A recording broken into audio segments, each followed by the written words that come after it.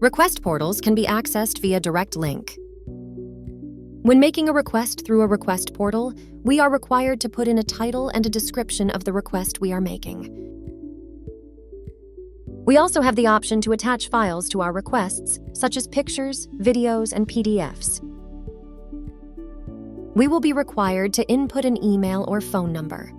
In some cases, we may only have the option to input an email address, depending on how the portal has been configured.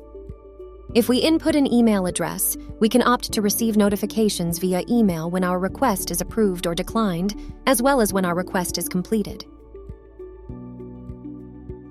We can also access request portals by scanning their QR code with a mobile device.